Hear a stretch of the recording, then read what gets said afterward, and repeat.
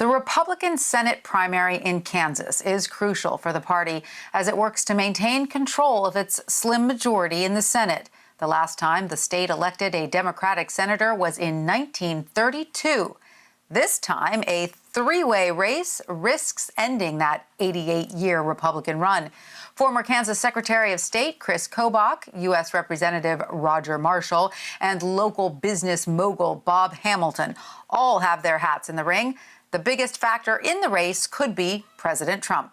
According to the Kansas City Star, Texas Senator Ted Cruz asked President Trump to not endorse Roger Marshall, also reminding the president that Marshall backed former Ohio Governor John Kasich over Trump in the 2016 Republican primary.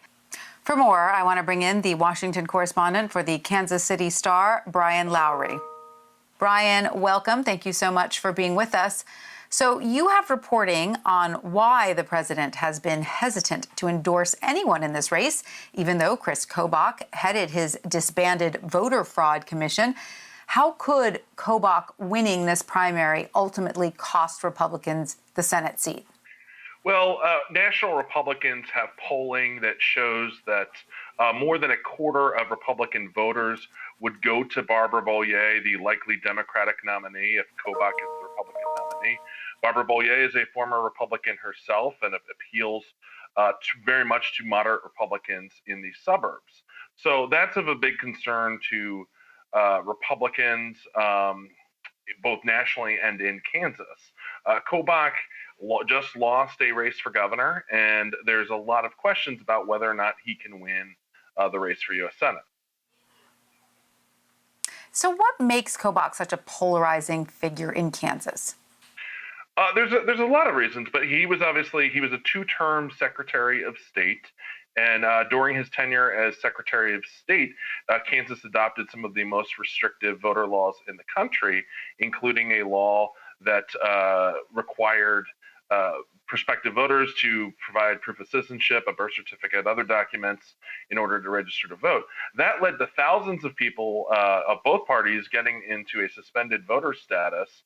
It was actually struck down in the court in 2018 after Kobach had represented himself, and a federal judge had actually scolded him for disingenuous behavior and actually ordered him to take remedial law classes in the course of it. There's also just plenty of other issues that come up with Kobach. His campaign actually had paid a man who, separately from the campaign, was posting on white nationalist websites. Kobach has disavowed that, but that's been an attack that actually Republicans have used against Kobach ahead of the primary. All right, so Bryan, let's talk about campaign war chests now. Who has the most cash on hand, and how are Bob Hamilton's ad buys impacting the race? So before we even talk about the Republicans, the person who's winning the money race is the Democrat, which in Kansas is extremely rare. Barbara Bollier, the Democrat, has raised 8 times the amount of Kobach, 4 times the amount of Roger Marshall. Roger Marshall has raised the most among the Republican field. Bob Hamilton has spent the most, and it's been his own money. He has steered in $3.5 million of his own money. In fact, in the first 2 weeks of July, he only got a $1,000 donation from anyone else. So it's mainly been his own money that has been driving his campaign, and he's really flooded the airwaves in Kansas with TV commercials. I think people are a little bit skeptical whether Hamilton, who's a political newcomer, can actually dislodge Kobach, who is a former statewide official, or Roger Marshall, who represents the most Republican congressional seat in the state. But he certainly has an impact on this race. He could potentially take away votes from Roger Marshall, and he needs every vote he can to beat Kris Kobach. And it's not just Bob Hamilton. There's actually 11 candidates who are going to be appearing on the Republican primary ballot, although it really is coming down to the wire between Kobach and Roger Marshall. It's very close between the two of those. And so, Bryan, what are some of the most pressing issues that candidates there are running on, which may be unique to Kansas?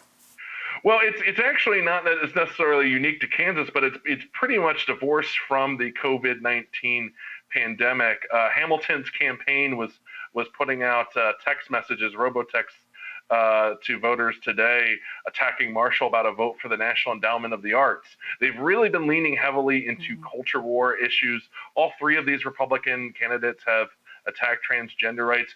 Kobach obviously has always had a long record of running against illegal immigration, but Bob Hamilton has tried to get in on that as well, even faced some controversy for an ad in which he joked about electrifying the border wall. Roger Marshall has certainly leaned into these cultural battles as well, although his base is really Kansas farmers, and he's talked a bit more about agricultural issues than some of the others. But it's a little bit strange when we are in the midst of a global pandemic that the top issues in the race are these cultural battles. All right. Well, Bryan Lowry, thank you so much for giving us some insight into the minds of Kansas voters. We appreciate it. Thank you for having me.